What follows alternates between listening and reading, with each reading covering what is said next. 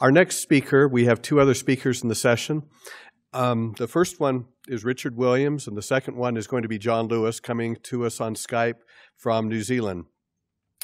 Richard Williams is the founding director of the Wheatley Institution at Brigham Young University, an institution that, as I understand it, is designed to promote public policy and deep and serious thought on issues that concern the fundamental institutions of society. And those include family, faith, ethics, education, and a variety of other subjects that are vital. So he's got his hands full in directing this institution to think about these vital areas. One of the areas that I've admired for a long time in Richard's thought has been the subject of agency, something that has become a topic of choice by many neuroscientists and others who've claimed that agency is impossible. And we are very pleased, given the number of questions we've had on this topic, to welcome Richard to speak to us on that topic. I should point out, too, that in addition to the topic he's going to present today, he's also been an ardent expositor on the subject of scientism, the philosophy that says that science defined narrowly is the only way that truth can be found. We hope and we think he's going to address that topic at least a little bit during his talk today, and we hope in some future venues. So we'll now let Richard take the stand. We hope that as our volunteers circulate, you won't hesitate to write down some questions for the speaker. It's an honor for me to be here. I want to thank the fine folks who invited me and made this possible, and I want to thank those of you who have come to participate with us. This is not a small topic. This is like the history of the world in 15 minutes. My training is as a psychologist. My specialization has been in philosophical and historical issues within the discipline, and my special love and where I've spent most of my work is on the topic of human agency. And human agency, I think, our understanding of ourselves as agents or not, is where the rubber hits the road sometimes in our lives in this conflict or supposed conflict between science and religion. It is difficult to understand, perhaps especially our religion, but religion in general, what it might be among people who are not fundamentally moral agents. What does it mean to worship? For we wouldn't think a piece of mechanism could worship very well. Without human agency, the religion seems to be very odd, to say the least. And many conceptions of human science seem to make agency impossible or illusory or something like that. So agency is a very interesting topic because the science and religion, I think, come together in that area in ways that they don't come together anywhere else. So my job today, as the title says, is to sort of discover some common ground, some ways of talking about human agency that makes sense in terms of science and religion. And I have to say at the outset that it will be probably a different sense of agency than the one we are familiar with. I'll just hold that out as the direction this is going to take. See if I'm smart enough to move this. Whoops. Well, that didn't work very well. I wanted to start with a little slide that talks about Sir Francis Bacon's discussion of idols right at the beginning of the scientific revolution. And he talked about what science had to confront and how science was better than what was going on in the world of knowledge. He talked about idols of the tribe, that is, hopes and fears and prejudices that affect what we see. I belong to this tribe, so I see the world this way, and we need science to rescue us from that. What I want to suggest today is if you're not careful, science becomes a tribe as well, and it determines what you will see and what it means and how you think of it. Idols of the cave, untrained minds rely on customs and opinions from those we read and those to whom we defer. That is, there's a reverence for authority here. And we tend to accept that rather than more certain knowledge. And all I would suggest is that science has not been immune from those kinds of effects. Or idols of the marketplace. We all know what happens in the marketplace, but in addition to buying and selling, it's gossip. Or, as he phrases it, the loose use of words, using common words in technical senses. Human agency or freedom, free will itself is a very commonly used word, and it gets used in a technical sense. Inventing words to name objects of our imagination. What has been referred to, I think, as a virtus normativa. That is, you make a term for it and act as if the term explains something. And finally, idols of the theater, grand systematic dogmas. And let me suggest there are even scientific grand systematic dogmas that really turn out to be worlds of our own creation. So let me suggest that even science at times worships at the altar of these idols. Now, let me quickly add, the best scientists do not, but science is like any other field. You get low entry positions, and sometimes it develops an ethos all its own. So I have found myself in my career in a very difficult place when I take issue not only with traditional science, but traditional philosophy and traditional religious views. I sometimes wonder if I have any allies at all. The traditional approach to understanding human agency, I think, is deeply flawed. Agency is a fundamentally human phenomenon, and that you say, well, of course it is. What else would it be? But I mean that in a very particular and technical sense. It is a human phenomenon and can't really be modeled on other kinds of things. We have to be very cautious here, and the loose use of words that Bacon warned us about. If we talk about human agency as a quality or an attribute or a characteristic or a capacity, the next question is, well, where did this quality come from? Did I not get that? There we go. Where did the quality come from? Where did the capacity come from? What are its attributes? And pretty soon, you've named something in order to explain agency, which itself is not agentic.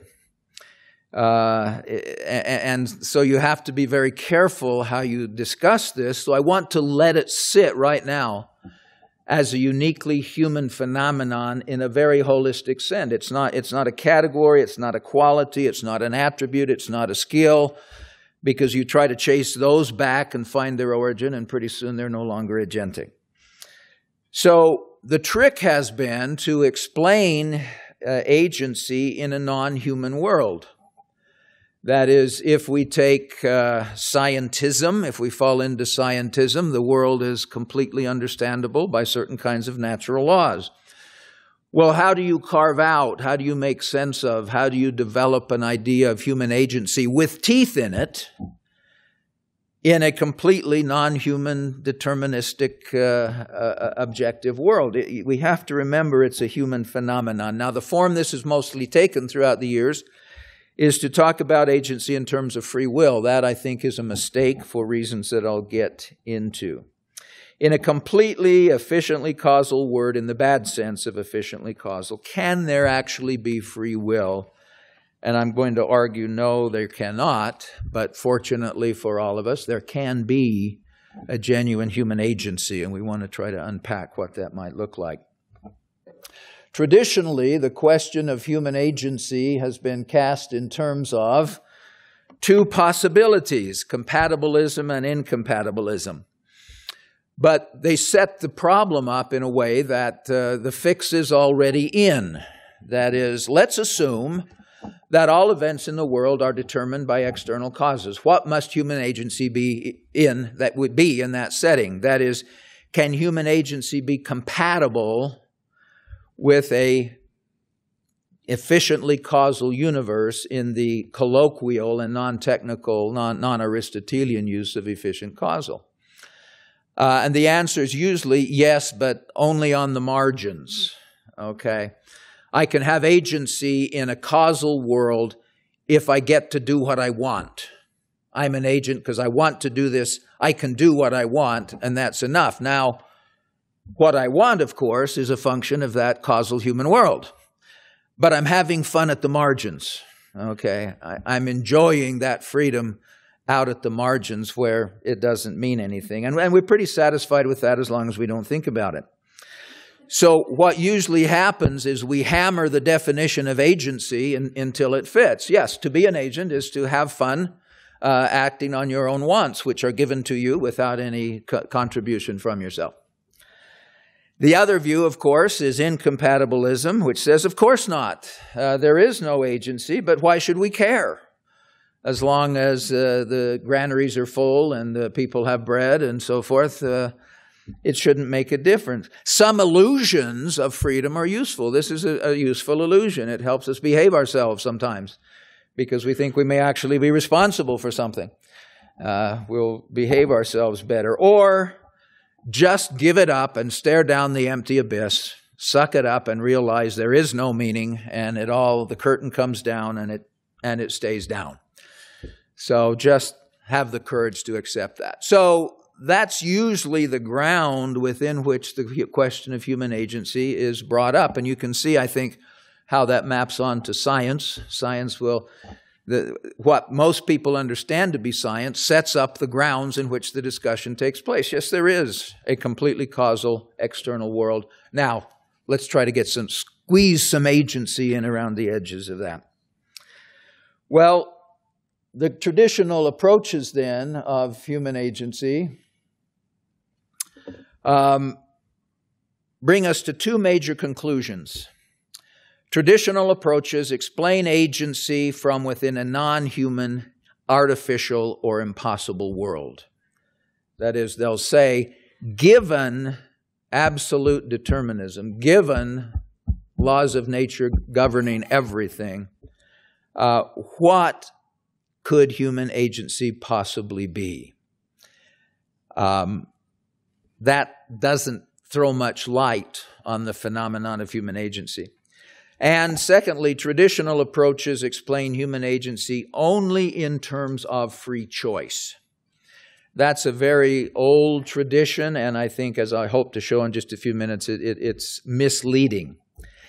To be a human agent is to be able to make free choices. And human agency, thus explained, can only, in my judgment, be trivial, some fun around the edges, or impossible for reasons that I'll show. So we need an alternative approach if we're going to save agency, and I might add that for Latter-day Saints, this is by no means a trivial issue. We stake a lot on human agency. I believe we fought a war for that, whatever it meant.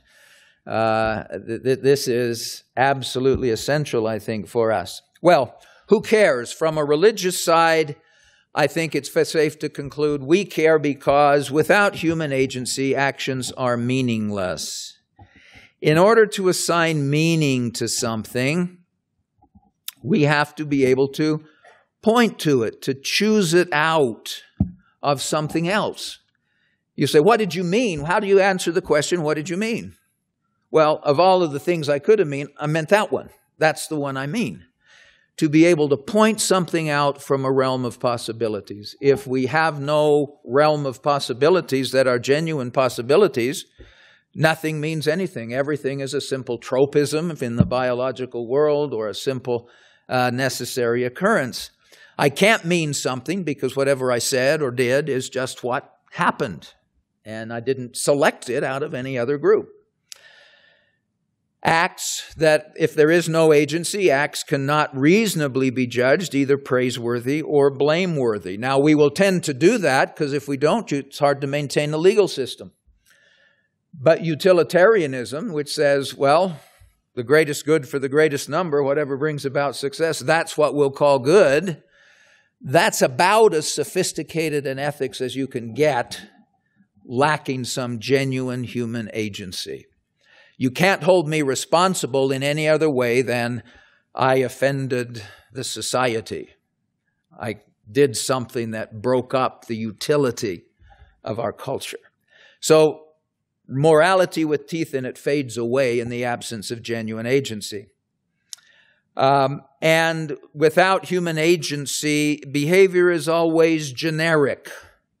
That is, I do what the cosmos enables me to do. I do what my biology enables me to do. And I do it as a manifestation of something more general than myself. I think it was, the quip is attributed to Soren Kierkegaard talking about Hegel. When Professor Hegel went home at night, he went home to someone in general. Because someone in general is just the end result of causal lawfulness operating to create who and what we are. So genuine human intimacy is not really possible if there is no fundamental agency. I can't choose my relationships. I don't create my relationships. I play them out. I'm a stage, not an actor. And I can't know the other person because so are they. And the two of us just happen to have the stimuli that bring us together in pleasant ways, but that's about as far as you can go. Now, there are fuller forms of this argument that I don't have time for. Without human agency, covenants, I say, are impossible. How can I make a covenant to do X if I'm not sure whether 6 months from now my biology shifts or the cosmos shifts and I have no control over what I do? So all covenants become temporary, I'll try it as long as I can kinds of promises. You can't expect a covenant from a person who does not have in some fundamental way control of their actions. So just forget about Mosiah 6:15. It says the Lord will stamp you his, the Lord will seal you his. How can he do that if you're going to keep shifting on him? Well, that's from the religious side. What about from the science side? Well, the big issue in regards to science and agency is determinism.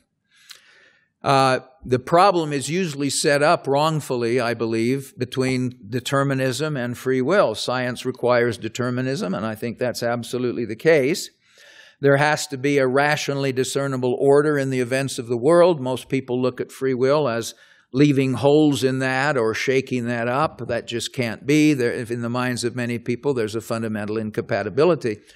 I think many solutions to this, I don't have time to go into it, that we tend to proffer in order to save agency because we understand it's important, are too superficial. They don't get to the heart of the matter, but I don't have time to deal with those.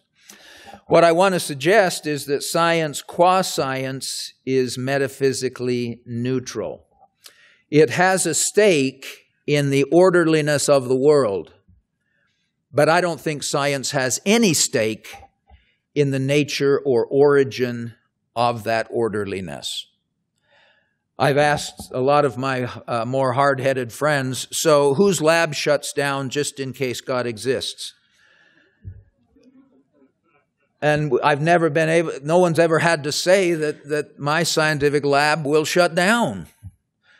Or I try to talk to, whose laboratory has to stop in psychology, my own discipline, just in case we are real agents.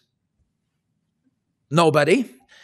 So it's not necessary that we take this hard determinist position. It's just because science is metaphysically neutral. It doesn't care as long as there's an orderliness that can be unfolded in certain ways. What's really happened is that science has been hijacked. Bastian von Frassen wrote his excellent book on empiricism. He says empiricism is great, but what happens is naturalism comes in and takes over the fort. And science does not require a naturalism, either a reductive naturalism or an emergent naturalism. All it requires is an orderliness that can be unfolded through systematic investigation. Von Frassen is a very good source for that. I wish I had time to make these seem realistic, but I've got too much to cover. So let's think about determinism and human agency. The classical formulation is that, in the social sciences at least, we anchor a dimension of meaningfulness with determinism on one end and freedom, free will, human agency on the other. And I haven't defined the agency yet, so I'm just going to use the general term agency and free will and let it run together for a minute. But that's That's the dimension. So either you believe in determinism or there's agency. So agency, freedom are the opposite of determinism. If you have one, you can't have the other. And we put them on a dimension, but the middle areas of that dimension are undefined. What does it mean to be kind of free? It doesn't make a lot of sense. Unfortunately, there's another dimension that functions between determinism on the one hand and indeterminism on the other. Events are determined or they are indeterminate. Now what happens, you have those two dimensions, and so someone who ends up in defending human agency must defend indeterminism. So human agency begins to take the form in people's minds and sometimes in their work of indeterminism. That is randomness in action. I am free because there's a glitch somewhere that produces somehow an ability to make a random, undetermined action. Well, would you fight a war in heaven for that privilege? I would not fight a war in heaven for the privilege of behaving randomly. So human agency then is taken to entail indeterminism, and it will manifest itself in random acts, both of which I think are absurd. But that's what we've been faced with in the defense of agency. Let me present what I call a minimalist definition of determinism. It says of human agency, I did the slide wrong. This is a minimalist definition of determinism. I think all you need for determinism to work and do everything science requires is that the proposition be true that all events have meaningful antecedents, absent which they would not occur, or at least they would not be what they are. Okay? So we line it up. Antecedents precede events. It can be an event or an action. So the question of agency is not whether events have meaningful antecedents without which they would not occur, but the nature of the connection between the events and antecedents. Can you think of some connections between a human event and antecedents that would indicate there was no agency, or if true, would destroy agency? Mechanisms of all sorts. If the link is between an event and its antecedents is a mechanical one, there is no agency. If it's a chemical one, there is no. There are lots of links between events and antecedents that make agency impossible. There's no wiggle room in there. But there are events or connections between events and antecedents which make agency possible, I believe. They're called meaningful connections in which the agent is constitutively engaged. That is, the universe is not random. We are engaged in it in meaningful ways. Well, what I want to suggest is the problem is that we've always defined agency as free will, a libertarian kind of free will. Don't have time to walk through that, but I think it is patently evident that there's no such thing as free will, because if it's actually agency, it has reasons and causes and it's meaningful, and if it's actually free, it has none of those. So what I want to suggest is that agency requires a few things, and I'll end with this collection of things. What must be the case for human agency to be the case? First of all, I'm going to define human agency not as choosing from among alternatives, but from having the world truthfully. And what must be required for agency to flourish? Number one, we are eternal, uncreated intelligence. We have always been and always will be. If we're not, then whatever created us puts limits on our agency. It's not real. It's just a playground within the context of what's true of us by necessity. We are the kinds of beings who act, not the kind who are acted upon, because of that innate intelligence with which we are possessed. We are possessed with rationality sufficient to at least negate our own reasons and to behave for the sake of reasons. That's not the essence of agency. We just have to be smart enough to do that. There is a source of truth. I'm going to define agency as having the world truthfully. That requires a source of truth. Without a source of truth, there is no agency, and if there were, it wouldn't mean anything, because what purpose would it serve? There is a moral purpose to life within which our agentic acts unfold. We live in a world of moral possibility and moral consequences. Without possibility and consequences, agency would have no meaning. Human agency is not a quality or a capacity of human beings. It's not just something in there. It is our essential being or rootedness in the world. Now, choices are not the essence of our agency, but they flow from it. And I'm going to suggest that the essential manifestation of our agency will be in the form of a yielding rather than a controlling. The essential form of agency is not to control oneself, but to yield oneself to the truth. I apologize that this is sketchy. You don't even see the rest of the sides I spent so much time doing, spent too much time introducing, but there are publications on this, and I'll be happy to share if anyone's interested. Thank you. I'm going to let you do some triaging here because they're kind of diverse. Some examples of science being hijacked by naturalism. I guess my question, here's the question that would I'll use as a response to this. I ask, whose laboratory would have to close just in case there's a God? Is there some scientific program of research that must come to a halt just in case there's a God? I can't think of one. I don't think it matters. I don't think it matters to science. For all we know, it could be causal rays from green people on Mars that are making the world behave as it does. It doesn't matter so long as there is an orderliness, a predictability, and those things. So some people will argue that a truly scientific explanation can have no place for agency. I don't think that's the case. You only need an orderliness sufficient to show that things aren't random. Why that comes about, how that comes about, could be God making things on random, and science could roll on just fine.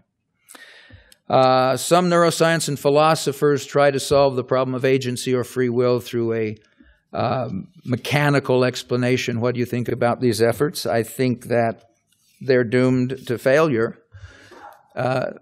by definition. I'm going to define freedom as having the world truthfully rather than free will.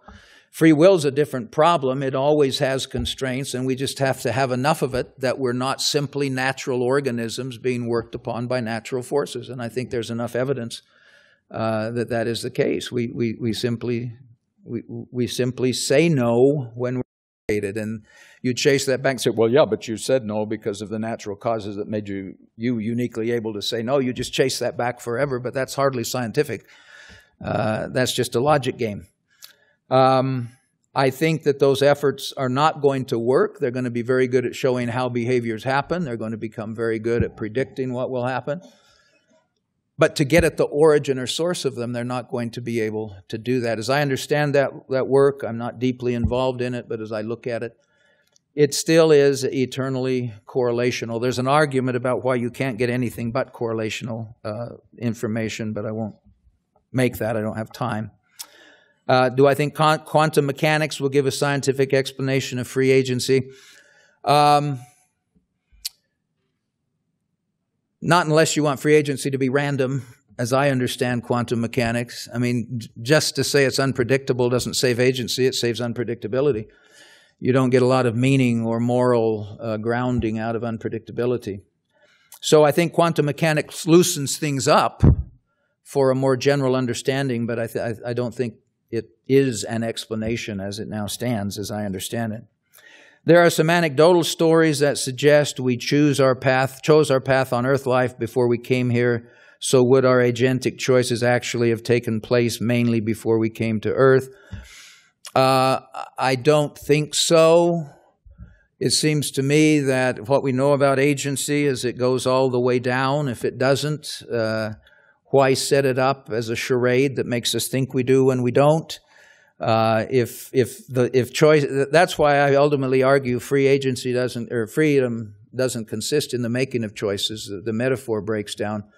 It's in having the truth and the capacity to live one's life in accordance with truth or falsity. So I don't think making all those choices ahead of time, it's like you get to set up the dominoes, but once the first one falls, your agency is over with. That doesn't seem to make a lot of sense. What about such moral issues like sexual orientation as science discovers biological reasons for orientation? How is agency addressed? Does agency seem unjust if one person is predisposed? It seems like one person might enjoy more agency than another. Well, I think one person enjoys more agency than another, but in my judgment, it's only given away. I am somewhat aware of the research on sexual orientation. We don't have time to get into that. The issue is, how does meat and chemical produce something as intricate, as morally laden as a sexual orientation or a drive or anything else? This is that loose use of words, I think. I think the research, there are a lot of odd correlations, but what I'm going to ultimately argue is you can't get sexuality out of meat and chemical, heterosexuality or homosexuality. Sexuality isn't a matter of meat and chemical. Your meat and chemicals are there, they're involved, but they're also involved in climbing ropes and throwing baseballs and driving cars. But they don't direct. They don't direct. And so I think we have to be very careful. I am aware of some of that research, and I think the reduction is impossible. What about the effect of political forces on shaping and limiting open, candid discussions on emotionally charged issues with respect to science?